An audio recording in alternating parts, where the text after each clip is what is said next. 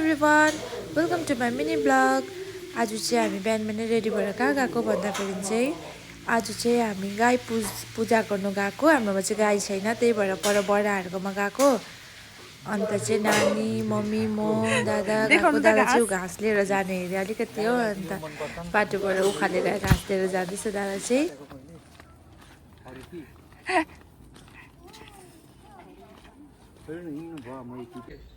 By एउटै देख्दो रहेछ दुईजनालाई।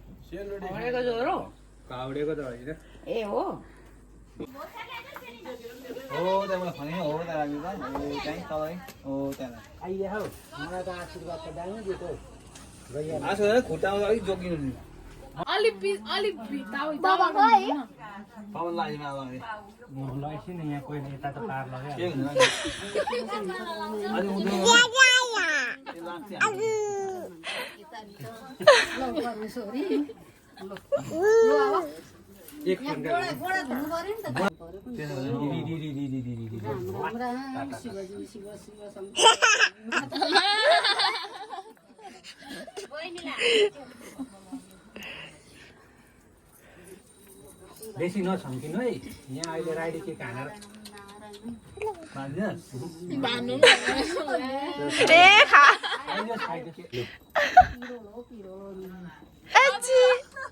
नुन कि बोयो कि बोकेन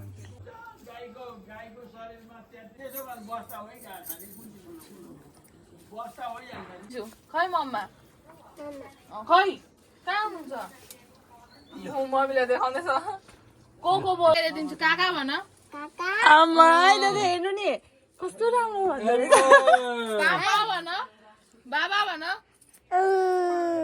बाबा भन त टेरे मेरे। मम्मा बोलाऊ, दादा बोलाऊ,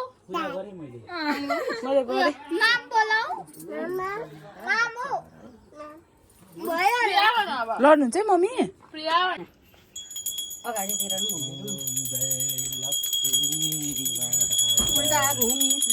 होइन, म आएको मात्रै अब घुम्ने नि अब खैर दिनु, म घुम्छु अब खैर दिनु त।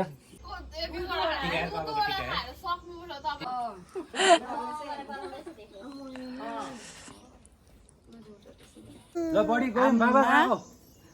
आमा खै बाबा। हेलो, उतला गाई पुज्नु भयो त खास। हाई हाई गर। मम्मीको दियो पनि देखाइदेऊ न।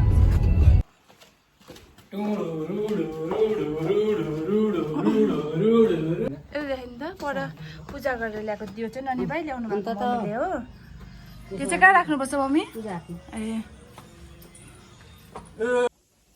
म चाहिँ घर पनि आएर नानी चाहिँ सुत्यो आउने बित्तिकै हो, त्यही भएर चाहिँ यहाँ उसँग बसेको म चाहिँ। त्यही भएर आजको ब्लग चाहिँ यति नै थियो। Thank you for watching.